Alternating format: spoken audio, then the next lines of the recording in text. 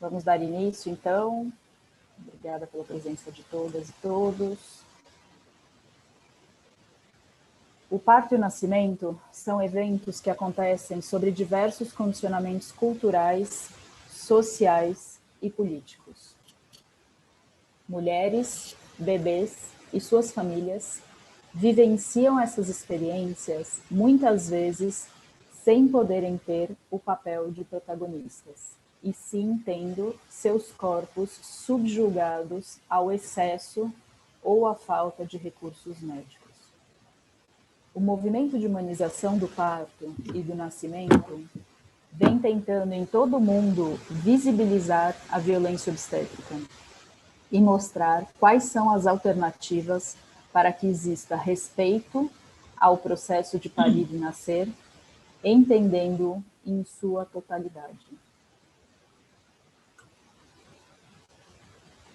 Nesse marco, convidamos uma parteira brasileira, uma parteira moçambicana e uma parteira portuguesa para contarem suas experiências de atuação em cada um dos seus países, para que possamos olhar, através de suas experiências e perspectivas, o novo mundo que queremos.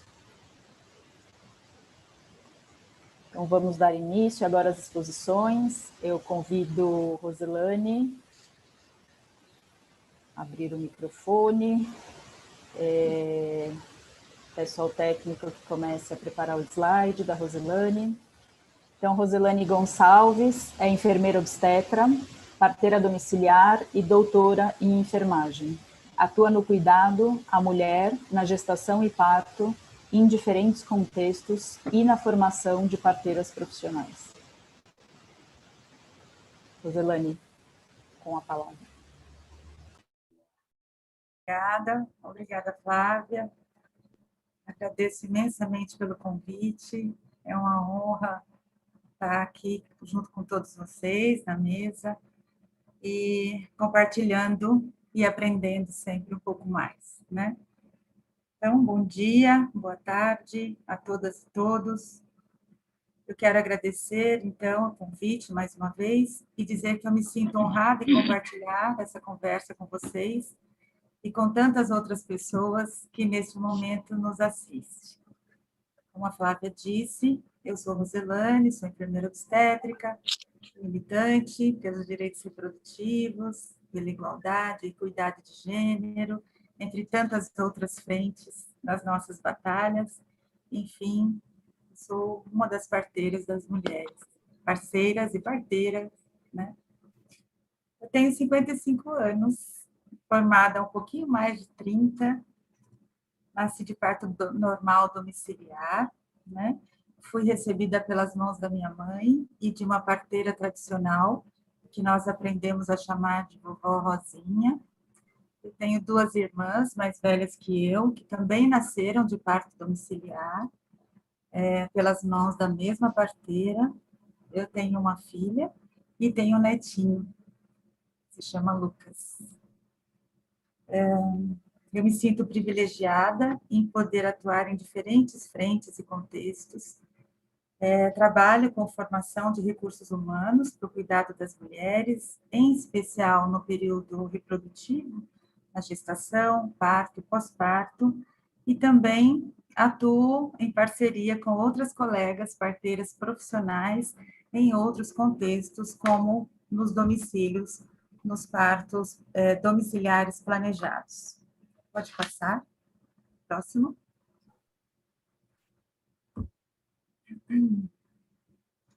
Eu começo com essa imagem aí, linda para mim, e acredito que para vocês também, que ouvem falar ou que já conheceram o nosso país. Essa imagem representa na minha mente, no meu coração, o Brasil que eu amo e no qual deposito minhas esperanças de um dia alcançarmos condições de vida que nos faça sentir verdadeiramente parte de um país justo e igualitário, em que os direitos das pessoas sejam respeitados e que assim possam ser felizes. Que essa imagem possa um dia voltar a representar o que sentimos como brasileiras e brasileiros, seres humanos livres e autônomos. Próximo. Nós fomos convidados aqui nessa mesa a falar sobre o parir e o nascer em nossas culturas, considerando as especificidades do nosso país, suas características socioeconômicas, culturais e políticas. E por isso a imagem da minha apresentação agora ganha outras cores e nos remete a contextos de alta temperatura e pressão. Nós temos vivido momentos de muitas lutas que passam pela maneira como a garantia dos direitos humanos tem se expressado nas diversas realidades do nosso país e do mundo, e por isso alcança modos de parir e de nascer. Nós não somos ainda um país igualitário. As desigualdades se expressam nas mais diversas formas e configuram um cenário que nos propõe buscar forças para seguirmos nas lutas. Na nossa história de lutas, então, nós contabilizamos avanços e retrocessos. E talvez, nesse momento, nós estejamos vivendo retrocessos, é preciso admitir. E é por isso que eu considero esse momento, nesse simpósio, uma oportunidade para reavivar em todas e todos a esperança. Eu organizei a minha apresentação seguindo as perguntas que nos foram apresentadas. E eu começo dando um panorama geral sobre os partos e nascimentos, a situação da saúde das mulheres no ciclo reprodutivo, falo um pouco dos perfis profissionais que atendem ao parto, o modelo de formação, os modelos de cuidado, e quais seriam as alternativas construídas para a humanização do parto e do nascimento em cada contexto. Quais seriam, então, os principais desafios que nós temos para enfrentar? O próximo. Todas as discussões acerca do cuidado à saúde da mulher, que vêm sendo travadas desde a década de 80, pelas feministas, pelos movimentos sociais, pelo movimento sanitário e pelas políticas públicas de saúde implantadas desde então, são o que eu chamo de fios de uma teia de relações que abarca as mulheres, os profissionais, as instituições, serviços de saúde, as instituições formadoras de profissionais para assistir a essas mulheres. A noção de direitos que se difunde de alguma maneira e traz à tona denúncias de diversas formas de violência, entre elas a violência obstétrica, as práticas não baseadas em evidências científicas, que submetiam e ainda submetem os corpos das mulheres e dos seus filhos às intervenções desnecessárias. A noção de que o parto pertence à mulher e não aos profissionais que as assistem, o direito à privacidade, o respeito à autonomia. Diversas publicações sobre evidências científicas, sobre assistência ao parto e nascimento, sobre os indicadores de saúde materna e perinatal. Então, nós temos recomendações das associações e sociedades profissionais, manuais, diretrizes ministeriais, tantas conferências, congressos nacionais e internacionais, seminários regionais, simpósios como esse aqui, sobre humanização do nascimento e do parto, tantas políticas, proposição e implementação de políticas públicas, então diretrizes para as práticas obstétricas baseadas em evidências, resoluções que tratam do ambiente para o parto nas instituições de saúde, que aqui nós chamamos de ambiência, criação e proposição de criação de casas de parto, centros de partos normais, incentivo para a formação de profissionais, as enfermeiras, enfermeiros obstetras e as obstetrizes.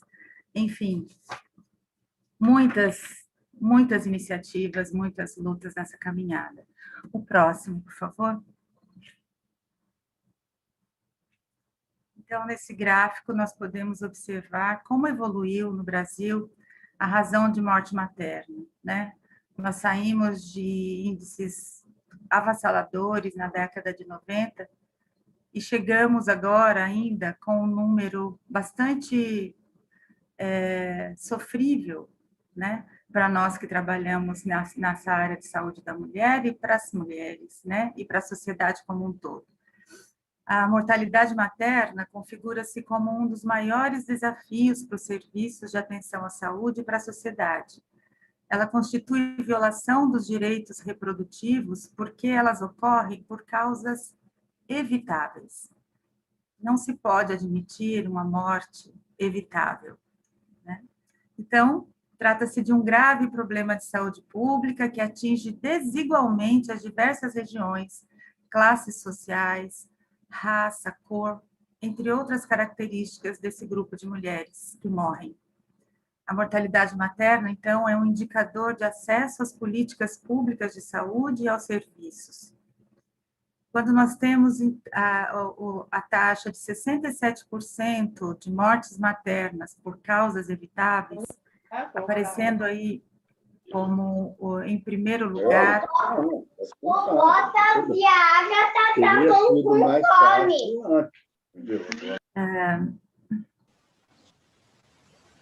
Desculpe.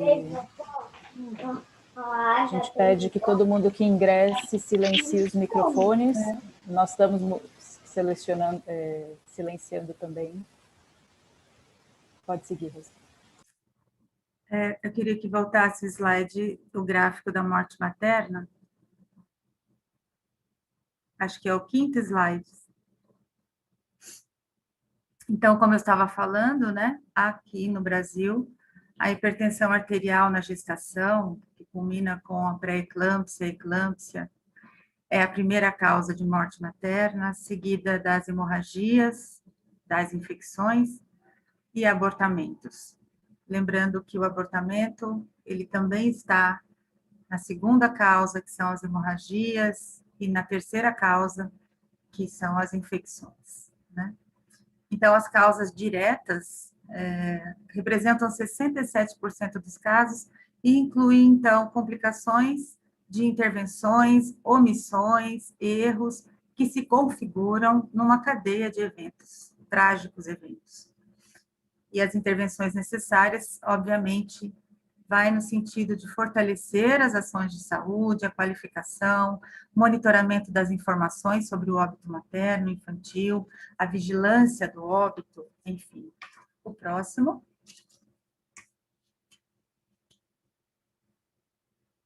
E, como não podia deixar de ser, falar um pouco, rapidamente, das implicações da pandemia da Covid-19 para os indicadores de saúde materna. Obviamente, há um incremento na taxa de mortalidade materna, evidencia as fragilidades do sistema de saúde, coincide com um momento crítico na governança do país, né, com uma tentativa de desestruturação dos serviços, né, das políticas públicas, e isso tudo exige o empenho das instituições de ensino, de pesquisa e das demais organizações para que se resgate e mantenha as políticas públicas de saúde. Então, é essencial continuar os cuidados obstétricos usuais no pré-natal, na atenção básica e nas maternidades, facilitando o acesso aos serviços de saúde, garantindo suprimentos essenciais, atendimento obstétrico e manutenção dos serviços de planejamento familiar, assistência ao abortamento previstos em lei, minimamente. É imprescindível garantir a identificação rápida das mulheres grávidas e puérperas, as mulheres no pós-parto, que apresentam sintomas sugestivos da Covid-19, idealmente oferecendo testagem ampla para todas as gestantes, e disponibilizando leitos de UTI, que é uma fragilidade no nosso país, em tempo hábil, né, para evitar os atrasos no tratamento adequado. Então, é preciso que a gente não perca o fio da meada. O próximo. Porque nós temos também que considerar a mortalidade infantil, que constitui um retrato fiel do painel sociopolítico-cultural da nossa nação e de tantas outras. No Brasil, nós alcançamos a meta dos Objetivos de Desenvolvimento do Milênio, o ODM 4. Nós chegamos de índices assustadores também de mortes de crianças nos primeiros 5 anos. Chegamos a 12 óbitos a cada 1.000 nascidos vivos. Precisamos melhorar, com certeza, mas caminhamos bem melhor aqui. Mas para que a gente possa discutir as causas de morte neonatal, estão aí o baixo peso ao nascer, associando aí com as mortes em menores de 1 ano. As causas evitáveis são responsáveis por 67% dos óbitos infantis, 75% no componente neonatal precoce, que são as crianças que morrem na primeira semana de vida. 72% de mortes de crianças dos 7 aos 27 dias de vida. E quase 50% de morte de crianças no primeiro ano de vida. Os fatores de proteção para o óbito infantil, em pesquisa recente, têm a ver com a idade da mãe, em geral, entre 20 e 39 anos, maior escolaridade, união estável, pré-natal com mais de 7 consultas, início precoce do pré-natal. Então, as mortes infantis têm tudo a ver com a qualidade do serviço e da assistência que nós prestamos às mulheres. O próximo, por favor. E aí nós chegamos nas taxas de cesariana também. Precisamos melhorar muito. O dado mais recente mostra que o Brasil tem uma taxa superior a 57% nos serviços públicos, chegando a 90% nos serviços privados. E as causas são multifatoriais, né? Nós temos as questões culturais, as crenças de que o parto normal aumenta o risco pela imprevisibilidade desse evento, os fatores socioeconômicos, então, regiões mais abastadas, com nível socioeconômico mais elevados, existe o índice maior de cesarianas, né? O menor número de parteiras profissionais envolvidas com assistência à mulher no parto, isso também é um fator. Né? O próximo, por favor. As taxas de cesariana, então, acima dos níveis previstos, elas vão incrementar a taxa de morte materna e neonatal. E aí também, que alternativas estão sendo construídas para a harmonização do parto e do nascimento em cada contexto? Nós trouxemos aqui, ao longo dos anos, as diversas políticas implementadas no Brasil. Então, de 1984, nós tivemos a criação do Programa de Assistência Integral à Saúde da Mulher e da Criança. Nas últimas décadas, nós destacamos o Programa de Humanização no Pré-Natal e Nascimento, a Política Nacional de Atenção Integral à Saúde da Mulher, o Pacto Nacional pela Redução da Mortalidade Materna e Neonatal, ambos em 2004, o Pacto pela Redução da Mortalidade Infantil, especialmente no Nordeste e Amazônia Legal, e a proposição e implementação de um programa, de uma política de saúde denominada Rede Cegonha, que data de 2011.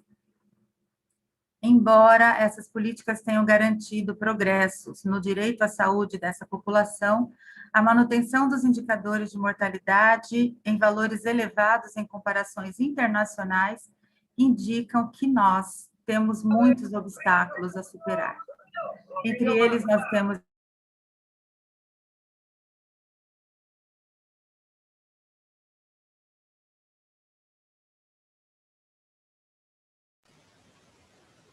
Desculpa, a Roselane me parece que está muda.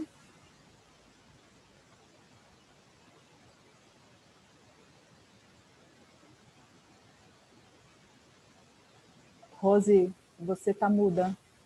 Tiene el micrófono silenciado. Sim. Ya le dije. Rose, activarlo. precisa... Eu fui silenciada. Eu devo voltar?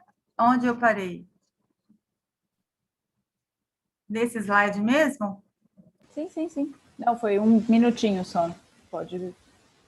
Sim, eu finalizei esse diapositivo comentando que as pesquisas relativas ao modelo de cuidado implementado revelam um pano de fundo do cotidiano das maternidades e dos serviços de saúde, né? Seja no setor público quanto no privado. Pode passar.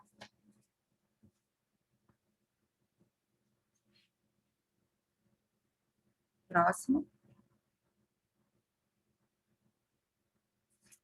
Falar um pouquinho sobre a Rede Cegonha, que foi instituída em 2011, com o objetivo de adequar a rede de atenção ao modelo de parto e nascimento, que favorece o parto fisiológico como promoção de saúde, com respeito às escolhas e direitos das mulheres. As enfermeiras obstetras e obstetrizes estão contempladas como profissionais aptas a atuar nos centros de partos normais pela portaria, o incremento na formação e qualificação profissional, inclusão, então, das obstetrizes, das enfermeiras no cenário de parto e nascimento, e a proposição e criação de alguns centros de parto normais. As pesquisas apontam, então, para a melhoria da qualidade do cuidado, quando o cuidado ao parto era baseado na assistência multiprofissional. Então, ampliar os sujeitos, né, os atores envolvidos no processo de nascimento e parto, tirando o parto como um ato médico, colocando cada profissional no seu lugar, no sentido de otimizar os recursos, né? De dar às mulheres o cuidado que elas precisam por pessoas competentes, né? E preparadas para cada caso, né? Então, nós consideramos que as parteiras profissionais, nos cenários mais urbanos, e também a capacitação das parteiras tradicionais, é um elemento que pode fazer com que nós revertamos índices tão difíceis, né, na qualidade da assistência. O próximo. Rose, o tempo está acabando, tá? Tá. Bom, no Brasil, quem assiste ao parto, predominantemente ele é assistido por médicos, nós temos enfermeiras obstetras envolvidas também no cuidado, as obstetrizes, parteiras tradicionais, principalmente nas regiões ribeirinhas da Amazônia. Eu só queria comentar que em março nós tivemos aí acesso à publicação do Conselho Federal de Enfermagem, registrando a existência de 316 obstetrizes registradas no Conselho, sendo que 303 estão registradas e atuando em São Paulo, e as outras em outros estados do país, como Bahia, Minas Gerais, Mato Grosso, Paraíba, Paraná, Roraima, Santa Catarina. E o número de enfermeiros são muitos, não tantos quanto precisamos, mas nós não temos um registro exato do número de enfermeiras obstetras cadastradas, né? Então, podemos dar essa informação agora. Pode passar.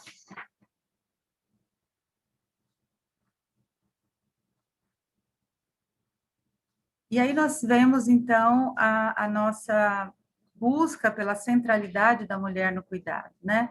Falar do cuidado respeitoso, a continuidade do cuidado, né? Que a mulher possa ter acesso a um sistema de referência e contra-referência durante a gestação, parto e pós-parto, suporte emocional do acompanhante e acompanhante da sua livre escolha, enfim, todos os itens que colocam a questão da mulher como centro das nossas atenções. Pode passar. Aqui eu trago para vocês uma ilustração dos diversos contextos onde o parto e o nascimento acontecem no Brasil, e queria falar um pouco sobre o meu processo pessoal de transformação das minhas práticas, né? No início do meu processo, foi tenso, mas era o que tínhamos. Eu fui formada por um modelo biomédico altamente intervencionista, mas no meu caminhar eu fui tentando fazer a minha parte, né? Estudando e forjando em mim mesma a mudança, reconstruindo os saberes. No ensino, eu busco demonstrar que é possível cuidar dentro dos princípios da humanidade, revendo o modo de fazer no cotidiano. O que é possível fazer em cada contexto, faça. No contexto hospitalar, no domicílio, numa casa de parto, um centro de parto normal, hospitalar, o que é possível fazer, façamos. E assim, seguindo, tecendo uma rede de cuidado que fortalece quem cuida e quem é cuidado, que coloca em evidência o humano em cada um de nós. Então, para mim, estar ao lado da mulher e dos seus pares, apoiando, encorajando, implementando as boas práticas obstétricas, nos fortalece, nos motiva a continuar nessa luta por um mundo melhor. O próximo. Então, quais os caminhos? Não outros, senão atuar politicamente nos diversos contextos para garantir que as políticas públicas sejam implementadas, conciliar o que sabemos com as nossas práticas no cotidiano dos serviços, na relação com os nossos pares e com as mulheres, nos contextos institucionais, investir nas micropolíticas, que as suas práticas, as suas atitudes em seus locais de trabalho sejam um sinal de que é possível fazer diferente. Cuidar com conhecimento e segurança é possível. Ser coerente e fazer o que você consegue fazer naquele momento e naquele lugar. Pode passar?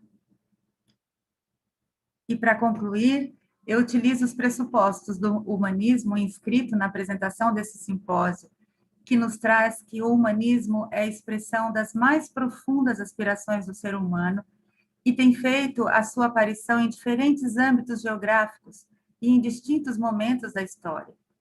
A consciência humana não é passiva, mas sim transformadora da realidade. A concepção do ser humano como um ser histórico e social. Cada ser humano é capaz de transcender o condicionamento recebido e alcançar ser um novo ser humano num mundo melhor. Então, rejeitar todas as formas de violência.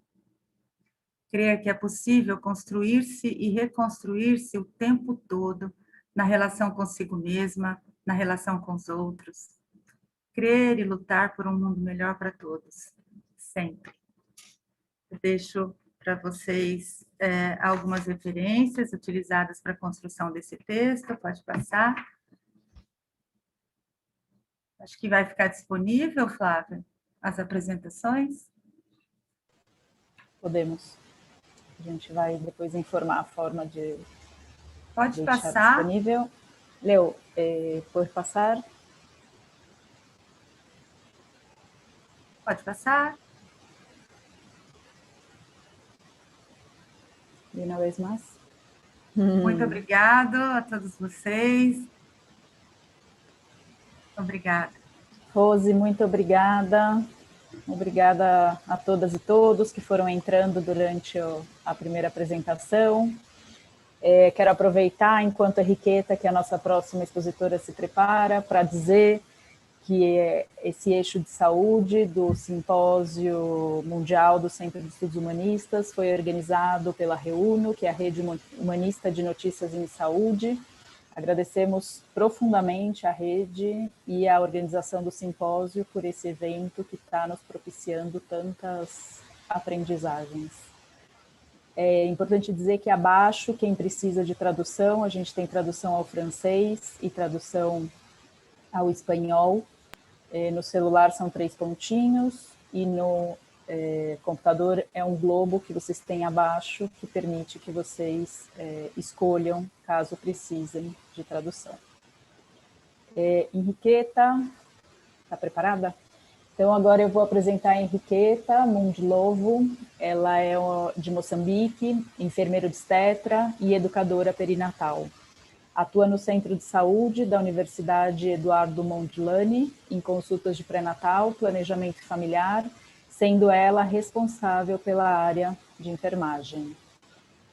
Para todas as assistentes e para todos os assistentes, quem quiser fazer perguntas, a gente vai fazer ao final, podem escrever no chat. Henriqueta, com você. Bom dia, boa tarde, boa noite. Eu sou a Henriqueta, conforme a Flávia fez a apresentação, sou moçambicana, sou obstetra, educadora perinatal e, curiosamente, fui formada como educadora perinatal no Brasil, em São Paulo, no GAMA, no Centro de Apoio à Maternidade Ativa, que foi a minha paixão. Depois da formação, senti a necessidade de procurar outras realidades, noutros contextos, diferente daquilo que é a minha realidade moçambicana. Moçambique é um país que se localiza na África Austral, que tem cerca de 30 milhões de habitantes e tem cerca de 11 províncias. Portanto, 75% da população moçambicana vive em zonas rurais. Bom, as províncias mais populosas de Moçambique são Zambésia e Nampula, que estão na zona norte do país, que correspondem a cerca de 40%. E a população predominante moçambicana são adolescentes e jovens, em que a maioria desta população está sediada na zona rural.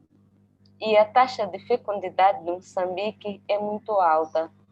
Nós podemos perceber que em cada uma mulher tem 2 filhos a mais do que as mulheres que vivem na zona urbana. Neste contexto, falando dos desafios da saúde materna, toca-me um aspecto referente ao planeamento familiar. Bom, eu não tenho aqui slides ilustrativos, porque percebi que era mesmo uma conversa que é para nós percebermos os contextos de Moçambique, Portugal e Brasil. Falando da componente de planeamento familiar, Moçambique, infelizmente, é um dos piores países do mundo na adesão aos métodos contraceptivos, e este facto aponta como principal causa da elevada fecundidade, de acordo com o Manual sobre Planeamento Familiar e Saúde Sexual e Reprodutiva em Moçambique.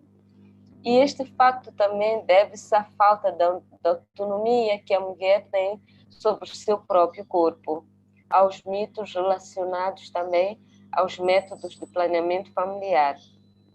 Um dos outros aspectos também que é apontado é acesso aos cuidados de saúde. Conforme eu disse anteriormente, a maior população moçambicana, ela vive em zonas rurais, em que os centros de saúde estão a uma distância muito grande em relação às zonas de vivência. Portanto, quase 2/3 das mulheres, que corresponde a cerca de 62%, declara que pelo menos um problema do acesso aos cuidados de saúde está focado à distância. Portanto, esta percentagem é elevada na área rural que na zona urbana. Um dos outros aspectos que também é apontado são os maus tratos por parte dos profissionais de saúde, o desrespeito, o abuso, e isto chega a promover a falta de confiança que a população tem em relação aos profissionais de saúde. E a falta de pessoal também é apontado como uma das causas. Portanto, conforme podem perceber, a maior parte, que é a parte rural, é uma parte em que os equipamentos também são escassos, os medicamentos também são muito escassos. Falando da mortalidade perinatal, a mortalidade perinatal é elevada nas mulheres com menos de 20 anos. Mulheres dos 15 aos 19 anos é uma faixa etária em que o número de partos é maior, razão pela qual o índice de mortalidade neonatal é maior. Estudos revelam que a prevalência da mortalidade materna tem um rácio de cerca de 500 mortes em cada 100 mil nascimentos. Razão esta deve-se ao baixo peso baixo, à sepsis puerperal, à malária, às hemorragias, aos abortos, às pré-eclâmpsias, que é um quadro hipertensivo durante a gravidez. Portanto, há estratégias em relação à humanização do parto. E uma das estratégias, não só pela humanização, mas também para a redução da mortalidade materna, foi a formação em 2004 de enfermeiras obstetras com capacidade cirúrgica. Portanto, as enfermeiras foram capacitadas para fazer cesarianas, esterectomias obstétricas, responder à parte das gravidez etópicas. Foi um grupo que foi formado para responder a este alto índice de mortalidade materna. De facto, surtiu muitos efeitos. Eu faço parte deste grupo das enfermeiras obstétricas com capacidades cirúrgicas e tivemos uma resposta muito positiva, porque trabalhos de parto arrastado foram evitados, as hemorragias foram evitadas e também temos uma estratégia do nosso governo, que é a formação das casas de mãe-espera.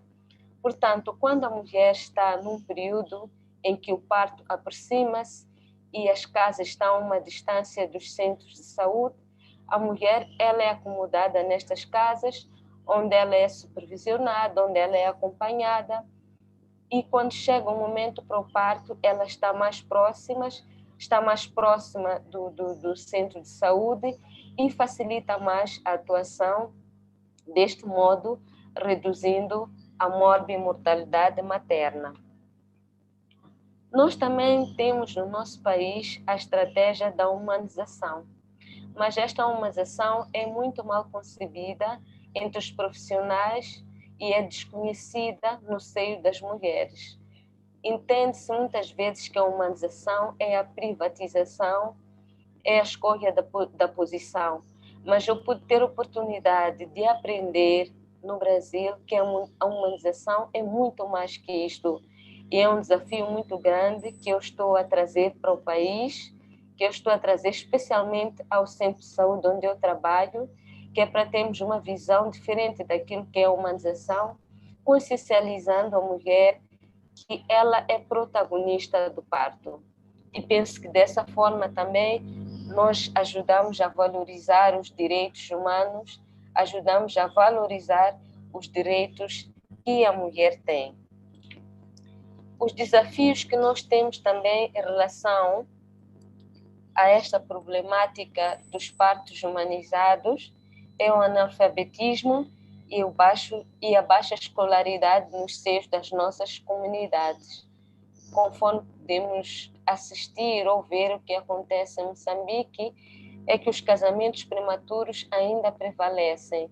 A rapariga não tem acesso à educação e, não tendo acesso à educação, dificilmente nós podemos ter uma mulher mais consciente, uma mulher com uma decisão própria para o parto e para criar os filhos também. Os fatores culturais também e o estatuto da mulher no seio da família e na comunidade constituem um desafio muito grande. A falta de conhecimento sobre os direitos da mulher, os direitos humanos também constituem um fator muito grande. Os casamentos prematuros, como disse anteriormente, e a baixa cobertura dos partos institucional, pelo que anteriormente citei, que é a falta de confiança que a população tem pelos profissionais de saúde, então optam pelos partos domiciliares. É aí onde entram as matronas ou Ahí es donde entran las matronas o las parteras. E as parteiras tradicionais. Las parteras e tradicionales. Até hoje constituem Y hasta hoy constituyen un papel muy grande en la reducción de la muerte materna. Perdão. Mariana está no canal principal. Sí, ahí lo estoy solucionando. Ok. Seleccionen, por favor, en español. Ok. Henriqueta, pode seguir? Desculpa, Bom, Henriqueta, ia pode falando seguir. dos partos institucionais, que ainda não temos um número tão elevado, porque, conforme disse anteriormente, a maioria da população moçambicana vive em zonas rurais, onde o acesso aos centros de saúde, pela distância, torna-se difícil. Então, é neste contexto onde entram as parteiras tradicionais elas que fazem os partos, e naqueles partos que elas não podem responder, são encaminhados às instituições de saúde, aos centros de saúde com maternidade. Temos também a limitação ao acesso à informação. A nossa população não é uma população que tem muita informação acerca do parto, razão pela qual constitui um desafio muito grande no nosso seio, e a deficiência na capacitação dos profissionais, como anteriormente citei. Portanto, este é o nosso leque. Eu espero por perguntas e por alguma dúvida que possam ter em relação ao contexto moçambicano. Obrigada. Obrigada, Henriqueta. Lembrando que, mais uma vez, perguntas e comentários podem ser escritos no chat. Nós estamos indo para a nossa última apresentação e, ao final, a gente pode direcionar essas perguntas e comentários para cada uma das expositoras. Obrigada, Henriqueta. Agora a gente convida a Raquel Cajão. A Raquel é enfermeira especialista em saúde materna e obstétrica, parteira e mestre em liberdade de movimentos e posicionamento no parto dentro e fora da água. Atualmente atende exclusivamente partos a domicílio. A Raquel vai falar com a gente desde Portugal sobre a experiência dela, contar um pouco sobre a sua trajetória, sobre Portugal. A palavra. Raquel, bem-vinda. Obrigada. Vou aqui já compartilhar a tela. A ver.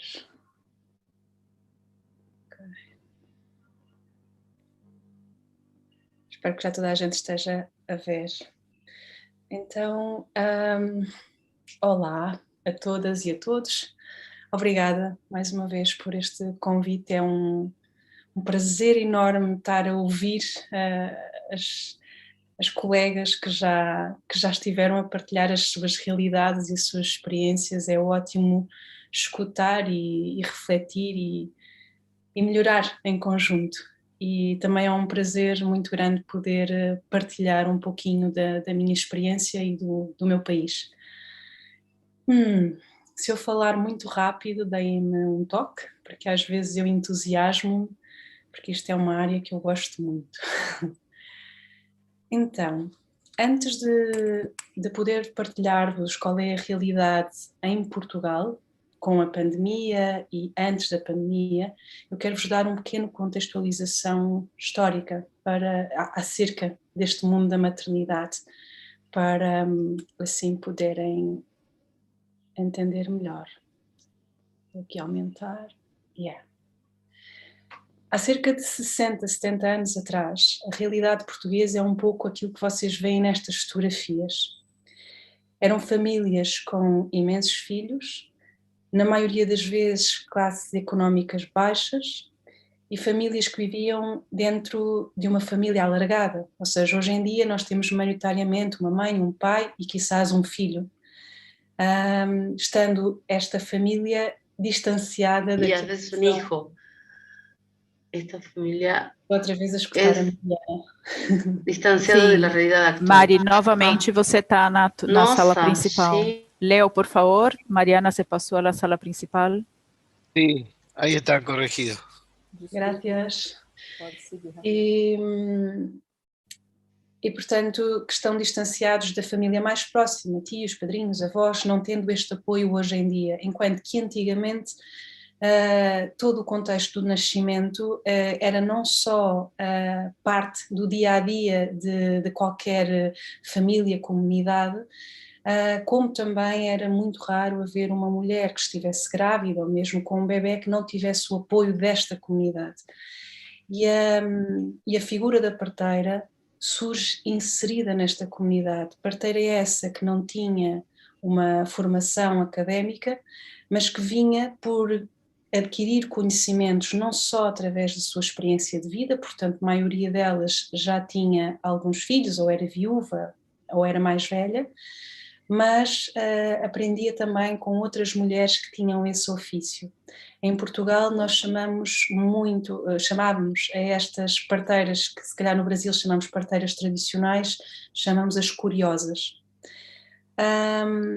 Com o evoluir do tempo, e nomeadamente com a industrialização, com o aumento das condições de vida, surgiu no panorama português, como em quase toda a Europa, o chamado médico-cirurgião, que na altura, perto do século XVIII, XIX, tinha as mesmas práticas que uma enfermeira, que uma parteira, e com o passar do tempo, por uma série de fatores que eu não vou ter tempo aqui para expor, a imagem e a função da parteira começou a ser denegrida. Então, há coisa de 60, 70 anos atrás, houve medidas de política de saúde que levaram a trazer as mulheres todas para o hospital, considerando-se isso um movimento mais seguro, e a parteira começou a atuar maioritariamente no hospital, em conjunto com a equipa médica e tendo uma função mais de apoio, mais auxiliar.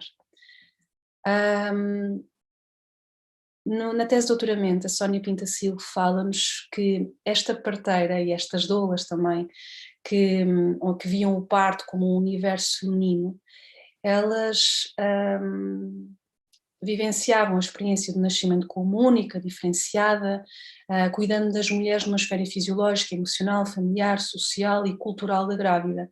E como elas estavam inseridas nessa comunidade, a introdução delas durante o parto, pós-parto ou pré-parto, era algo natural, elas faziam parte disso. Com esta mudança de paradigma e com o êxodo, se assim podemos dizer, da população para o hospital, os cuidados começaram a ser mais biomédicos, mais biofísicos, sendo assim o papel da parteira desconhecido e até reduzido, digamos. Hoje em dia, se calhar eu já avanço para isto, desculpem, eu estou partilhando com vocês assim espontaneamente e começo-vos por mostrar taxas antes da pandemia, porque deste período aqui de pandemia nós ainda não as temos. Esta informação foi retirada da Pordata, do INE, e só para vocês terem uma ideia do que era antigamente, ou seja, um total de partos em estabelecimentos e também fora deles, ou seja, em 1960 nós tínhamos um total de partos de aproximadamente 219 mil. Só 40 mil aconteciam em estabelecimentos de saúde. Em 2018 nós temos um total de 86 mil e 85, à volta de 85 mil ocorrem em estabelecimentos de saúde. Portanto, isto mostra-nos todo este êxodo, mas também é reflexo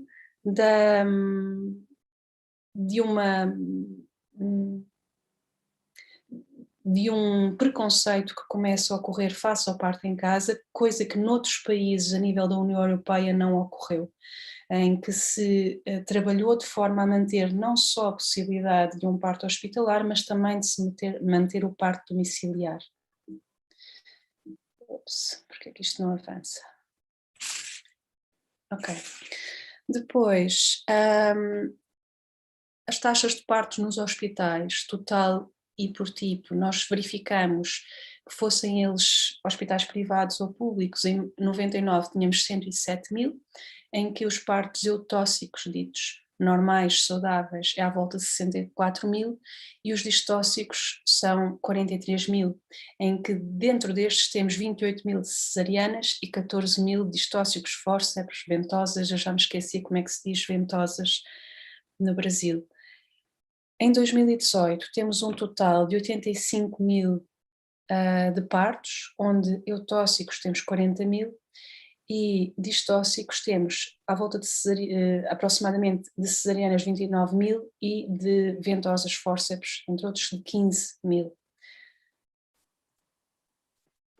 Se compararmos hospitais públicos, nós vamos verificar que temos cerca de 38 mil em 2018 de partos eutóxicos e de partos distóxicos vamos ter 21 mil de cesarianas e de 13 mil outros. E nos privados vamos ter eutóxicos 2 mil, num total de 12 mil partos nos privados, e de cesarianas de 8.000 e cerca de 2.000 e tal distóxicos, ou seja, num total de 10.000 e tal partos distóxicos. Antes de vir aqui para a taxa de mortalidade, queria-vos espelhar um pouquinho esta realidade. O acompanhamento da grávida e das suas famílias, da mulher e da sua família, ela é feita quando uma mulher é considerada de baixo risco nos centros de saúde, onde nós temos equipas de enfermeiras especialistas em saúde materno-obstétrica, enfermeira generalista e também médico de clínica geral. E só as mulheres que têm ou desenvolvem alguma complicação durante a gravidez, parto ou pós-parto é que são seguidas por equipas hospitalares, nomeadamente equipas diferenciadas, com a presença de uma equipa de obstetras, médicos obstetras, digo. Também para vos contextualizar de que as enfermeiras parteiras, para trabalharem cá em Portugal, nós temos que ser enfermeiras primeiro e depois é que fazemos a especialização para poder trabalhar como enfermeiras parteiras, coisa que não temos cá a diferenciação que vocês têm no Brasil como as obstetrizes. E há uma diferença grande a nível do acompanhamento entre um hospital público e um hospital privado. No hospital público reconhece-se mais a autonomia e o trabalho da enfermeira especialista, então é frequente gravidezes de baixo risco serem acompanhados por parteiros e parteiras, sendo só reencaminhados para uma equipa obstetra ou para uma equipa de pediatria se for detectada alguma complicação ou desvio da normalidade, mas se for uma gravidez de alto risco, aí será acompanhada pela equipa multidisciplinar. Nos hospitais privados isto já não se verifica tanto, geralmente as famílias são acompanhadas pelo seu obstetra e é ele que faz o acompanhamento da gravidez, parto e pós-parto. A taxa de mortalidade materna em 1960 era à volta de 115.000,5 e em 2018 vemos 19,5. Numa análise superficial poderíamos dizer, ok, então este êxodo da comunidade para o hospital teve o seu efeito. Contudo, aqui a gente esquece que houve também, para além deste êxodo, todo um aumento de condições de higiene, de saúde, começou a haver vigilância materno-fetal, enfim, todos outros fatores. E se repararmos, se formos comparar 2017 com 2018, conseguiremos verificar que há uma taxa de mortalidade que aumentou de 10 para 19. Portanto, há medidas neste momento que na altura não estavam a ser respeitadas e que espero que agora estejam, que não estão relacionadas com o facto de o parto ser ou não ser numa determinada local, tem a ver com os cuidados que se realizam. Opa, esta era a altura que o meu slide mudava, ok.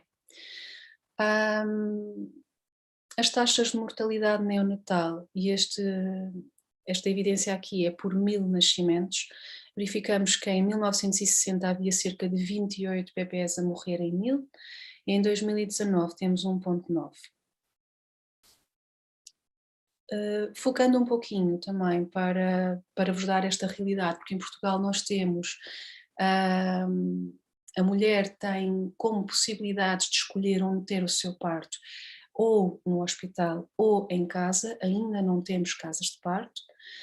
E a Sónia Pintacil, num estudo comparativo que faz, porque também não temos estatísticas que nos consigam distinguir o que é o parto em casa planeado e o que é o parto fora do hospital, porque um parto que ocorre à porta do hospital ou numa ambulância é considerado um parto fora do hospital, assim como o parto que ocorre no domicílio planeado. Portanto, não conseguimos fazer uma estatística real do que é que está a ocorrer no país. Para além de que o parto no domicílio é um parto que é um serviço privado, ainda não está no Sistema Nacional de Saúde. Mas o que a Sónia acaba por concluir é que as estatísticas que nós temos indicam que há não só um aumento da procura do parto em casa, como da procura de um parto no domicílio, vigiado e planeado com equipas de enfermeiras parteiras. E para já é assim isto que eu tenho para vos transmitir. Eu não sei se tenho tempo, agora não consigo perceber onde é que vocês estão aqui no meu computador. Aqui. Se tenho tempo para mostrar ainda um pequeno vídeo. Pode mostrar, sim, Raquel. Tem 3 minutos. Sim. Eu não tinha preparado ele para vos mostrar, mas como vi imagens tão bonitas, pensei, se eu tiver tempo eu mostro.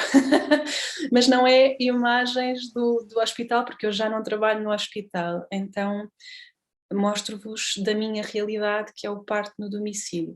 Só para vos dar um pequeno contexto também, que antes da pandemia nós já tínhamos diversos movimentos, seja movimentos ativistas, movimentos feministas, associações, por parte das mulheres na procura de condições mais humanizadas e de respeito para com elas, independentemente do local onde elas escolham ter o seu parto. Com a pandemia, o panorama modificou. Nós ainda não temos taxas do que é que serão, por exemplo, taxas de indução, taxas de violência, não temos nada disto, mas com tudo aquilo que nós temos do relato das mulheres, da experiência das mulheres face a não permitirem o acompanhante entrar, a separarem mãe e bebê porque a mãe está contaminada, quando já há evidência que não é necessário isso, a questão da amamentação, enfim, podia alongar isto, mas não foi para isso que vocês me pediram para falar. Vai modificar muito provavelmente todas as taxas que eu vos mostrei aqui, tá? Mostro-vos um bocadinho da minha realidade. Isto era antes da pandemia, não é? Um cuidado de 1 para 1,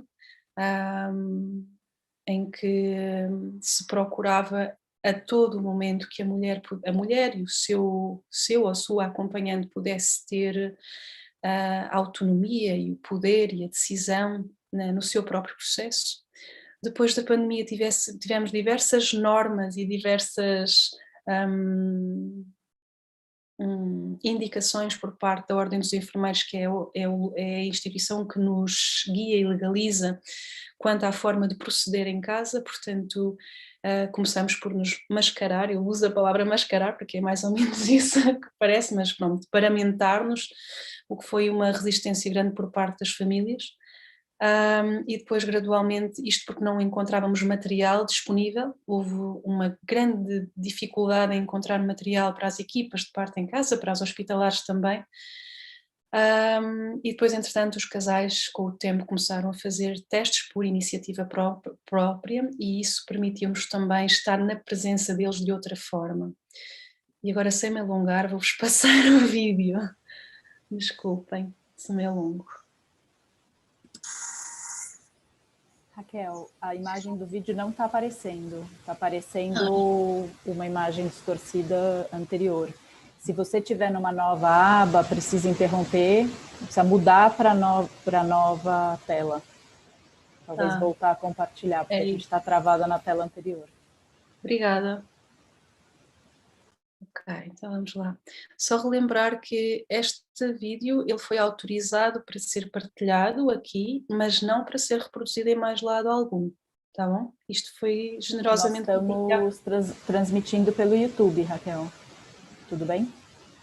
Tudo bem, desde que as pessoas que veem o YouTube não reproduzam para outros lados. Isto é do casal. Tá bom.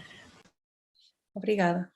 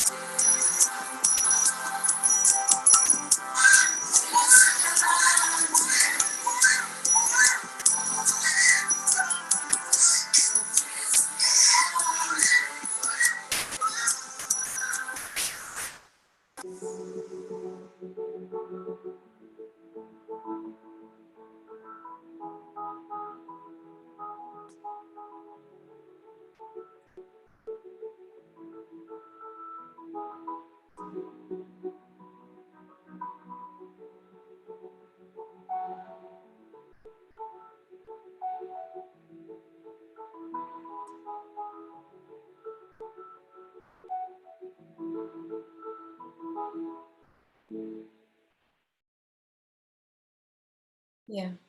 Então, só terminando de dizer que, e reforçar aquilo que a Roselene disse, que é, independentemente do local onde nós trabalhamos, é de nós, enquanto indivíduo, enquanto profissional, para fazer a diferença dentro das condições que temos. Obrigada. Obrigada, Raquel. Obrigada pelo vídeo. É muito importante mesmo. Às vezes a gente fala, né? Fala de parto, fala sobre os cenários, porque é parte do nosso universo também como parteiras, né? E a gente esquece que muitas pessoas não têm acesso a essas maravilhas e poder sentir um pouco, né? O que é estar nesse lugar de paz, né? De calma e de tranquilidade, tão diferente da imagem que nos é passada, de que o parto é, enfim, complexo, complicado, preocupante, tenso, né? Vai dar muito certo quase sempre. Quando não der, a gente tem que lançar a mão dos recursos necessários para poder prover segurança. Bom, passado essa volta por 3 continentes, saímos do Brasil, fomos para a África, em Moçambique, e para a Europa, em Portugal. É um trajeto que, não sei como foi para vocês, mas para mim me ajuda muito, né, a visualizar os desafios, né, como a gente ainda fala de coisas muito parecidas, né, independente de onde estamos cada uma. Eu não sei, a gente pediu as perguntas pelo chat, nós temos ainda 25 minutos para o painel. Se não tiver perguntas, a gente pede as perguntas pelo chat, porque às vezes para perguntar a gente acaba já perdendo muito tempo e a gente quer focar realmente, aproveitar as nossas 3 expositoras. Se não tiverem perguntas, o que eu proponho é que a gente volte a fazer uma roda e entre as exponentes também podem se perguntar ou fazer observações, e aí a gente vai indo um pouco para a conclusão do painel. O que vocês acham? Eu, especialmente para a Roselane, tem uma questão que surgiu, que ela fez na fala dela, acho que passou meio rápido, né? Que entendi no final que ela disse que a taxa de cesárea ela tende a aumentar a mortalidade materna, que é uma coisa muito diferente, né, do que normalmente se imagina, né? A gente tem essa ideia ocidental de que fazer mais cirurgias a gente melhora a qualidade das mulheres, né? É mais seguro, é mais garantido, é mais certeiro, né? Então, se na fala dela ela puder incluir esse comentário, eu agradeço. Para Henriqueta, um comentário que chegou aqui é essa questão, né, que é muito importante, acho que o Brasil e Moçambique têm isso em comum, a questão de pensar o parto. É muito difícil a gente pensar só o parto sem pensar a sociedade, né, e sem pensar, sobretudo, o planejamento reprodutivo. Enquanto a gente tiver esse descontrole, essa falta de acesso, a questão que ela colocou, que ela trouxe, né, que é uma questão no Brasil também muito importante. Nós somos o 5º país em casamentos infantis, coisa que pouca gente sabe. E casamentos na infância levam a gestações na infância. Então, comentar também um pouco essa questão, né, de como a gente pensar essa mudança na sociedade, não só pensar a mudança, né, no nosso paradigma de como assistir os partos, mas social. E aqui para Raquel, Uma pergunta, Raquel. Em Portugal, alguma forma de instituir as casas de parto? Possivelmente tem que ter autorização do Ministério? Então, acho que se vocês estiverem de acordo, a gente volta a fazer essa, na mesma ordem, Roselane, Henriqueta, Raquel, 5 minutinhos e a gente vai concluindo. Ou qualquer outra coisa que vocês esqueceram, quiserem comentar, agregar, comentar para a companheira do outro país, fiquem à vontade. Rose. Oi. Então, na verdade, os estudos mostram que taxas superiores a 10% a 15% de cesáreas estão relacionados ao aumento de morte, né? Aumento de riscos. Muito provavelmente são cesáreas desnecessárias, né? Então, nós sabemos que a cesárea está diretamente relacionado com o aumento de risco de hemorragias, de infecções, né? E quando essa taxa se eleva, nós temos juntos, simultaneamente, o aumento da mortalidade. Por essas causas que no nosso país aparecem como sendo, no caso das hemorragias, a segunda causa e as infecções a terceira causa, né? Então, só para ilustrar, nós passamos por um período de grandes embates em que a militância aqui no Brasil teve que se fazer presente nas discussões a respeito de um projeto de lei que chegou a ser aprovada, essa lei aqui em São Paulo, e depois ela foi suspensa, da cesariana como um direito de escolha das mulheres. Ok, as mulheres têm direitos, mas quando a gente coloca a questão do risco aumentado de um procedimento, a cesárea por escolha, sem indicação obstétrica, ela se torna um risco muito grande para as nossas taxas já elevadas de morte materna subirem ainda mais, né?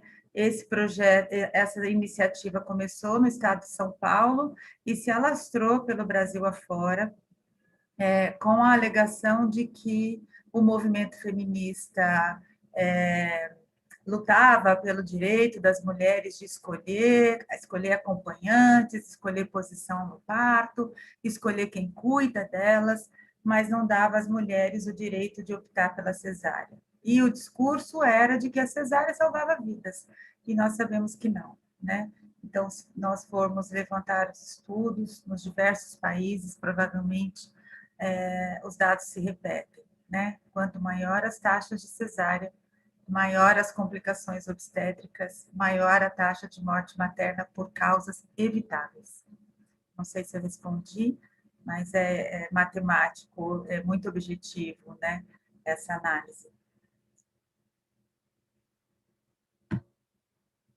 Obrigada, Rose. Não sei se você quer fazer mais alguma consideração antes de finalizar. Daqui a gente já vai finalizando o painel, tá? Ouvindo a fala das colegas, e principalmente de Portugal, né, da Raquel, eu também gostaria de dizer que aqui no Brasil, assim, ao longo dos anos, nós temos visto essa mudança, né, do local de parto, né?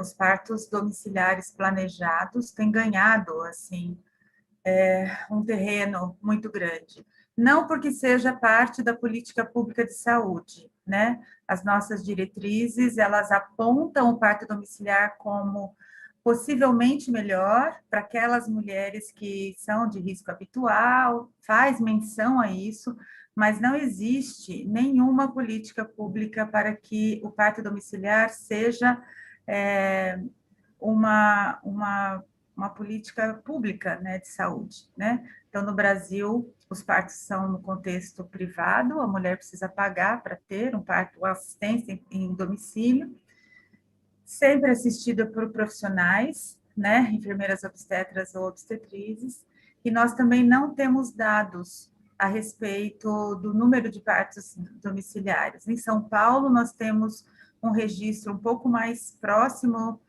do real, porque cidade de São Paulo, eu digo, não é o estado, né?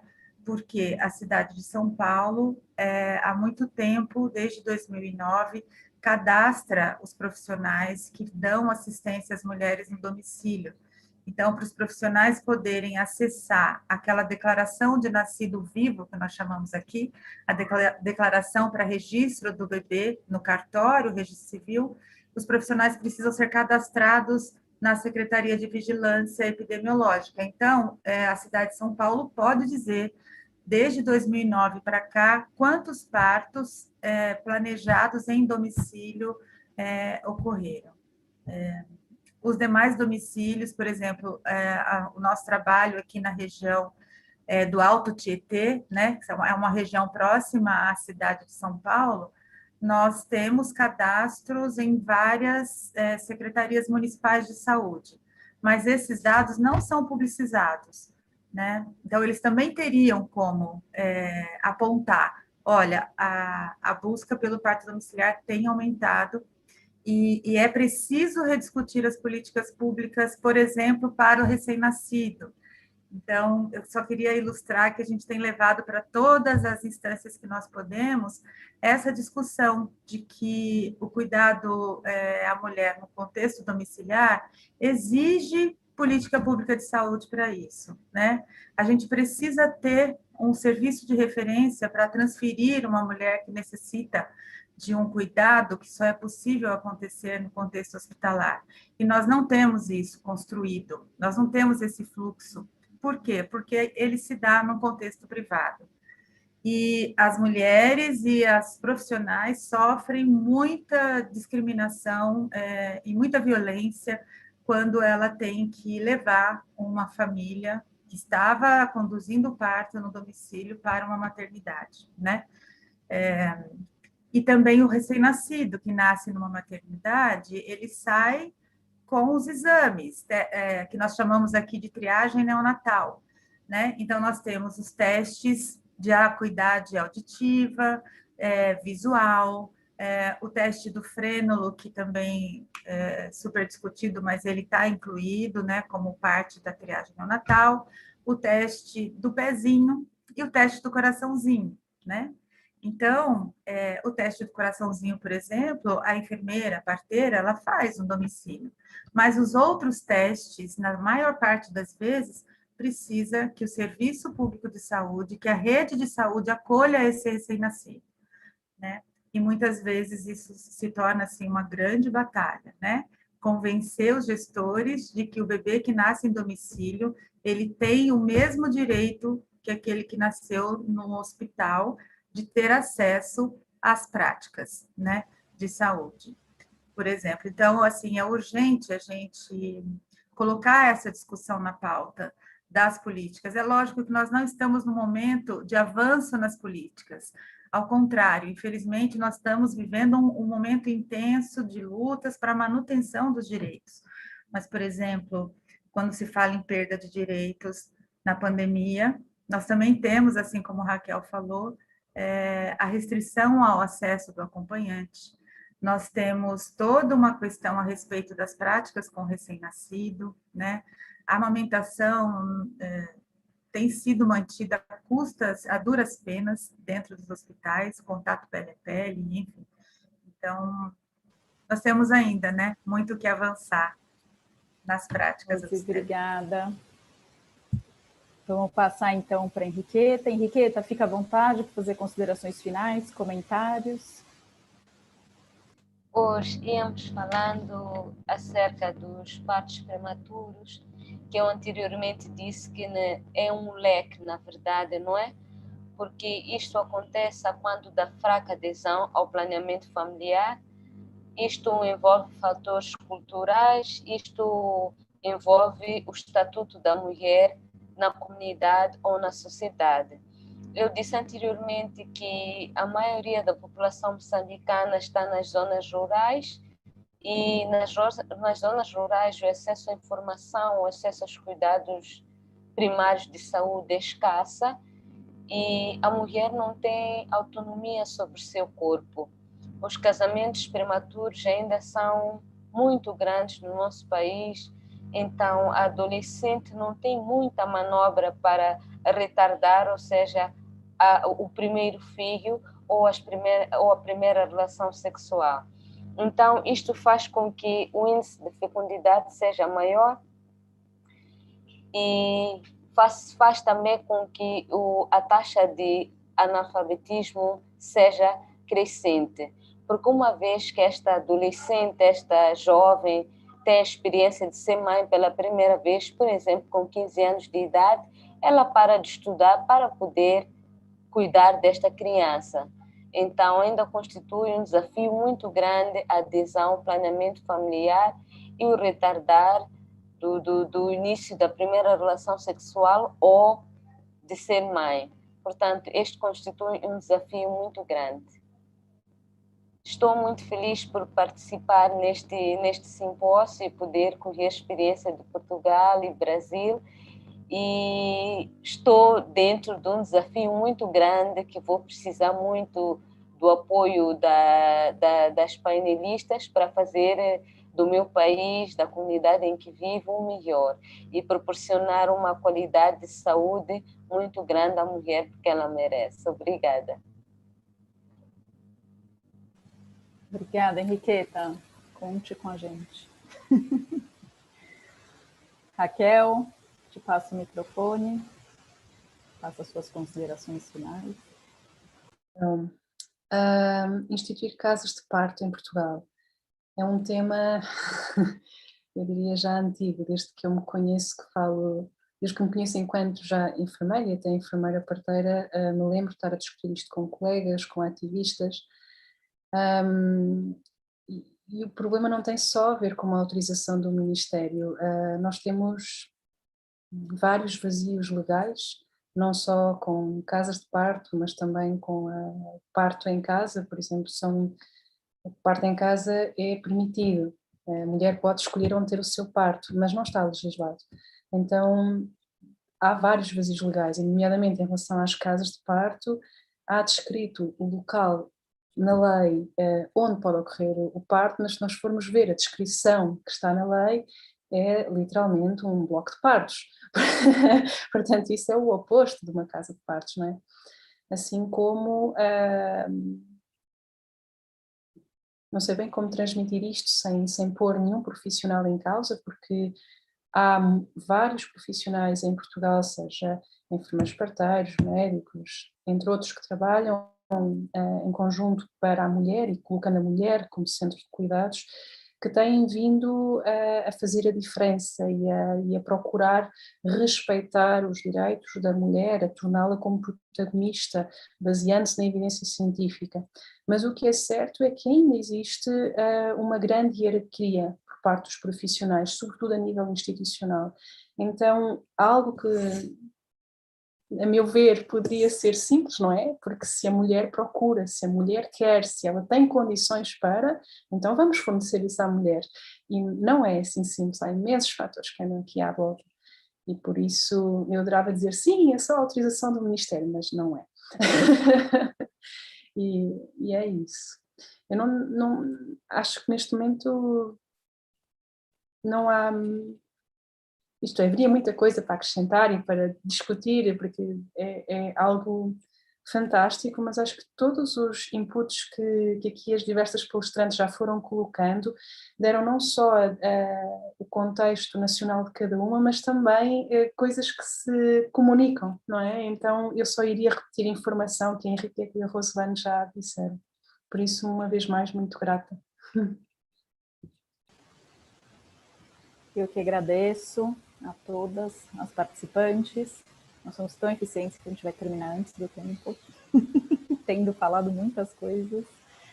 Em nome do simpósio, esse novo humanismo para um novo mundo, né?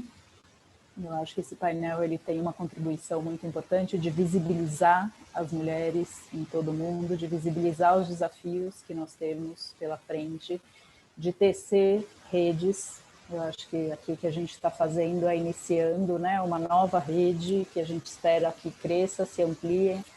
Nossos países têm uma raiz comum, né, a partir da nossa história. E aí a gente vai vendo, né, essas discrepâncias e concordâncias ao longo do processo de cada um. Então eu desejo profundamente que isso seja um primeiro momento em que a gente siga se apoiando, se ajudando. Agradeço a presença de todas e todos. Se quiserem abrir a câmera, se quiserem, enfim, abrir o microfone para a gente se despedir, nossa atividade vai ficando por aqui hoje. Muitas amigas queridas, parteiras e assistentes. Muito bom saber que estão todas e todos por aqui. Podem abrir os microfones, gente, para cumprimentar. Muito obrigada. Obrigada. Gracias a vosotros. Muchas gracias. Muy Obrigada. interesante, muy limpiador. Estupendo. Todos, a todas las mujeres del mundo. Assim, agradecer às tradutoras. Traductoras a español, que lo he entendido todo perfectamente y bueno, súper bien. Sim, importante, Clote, agradecer Mariana e Silvia. Silvia, afinal, teve um problema, precisou sair da tradução do francês, mas a gente sabe que traduzir não é fácil, é um trabalho invisível, assim que muito obrigada por propiciarem essa oportunidade de que mais pessoas escutem que não são de fala portuguesa. Obrigada, gente.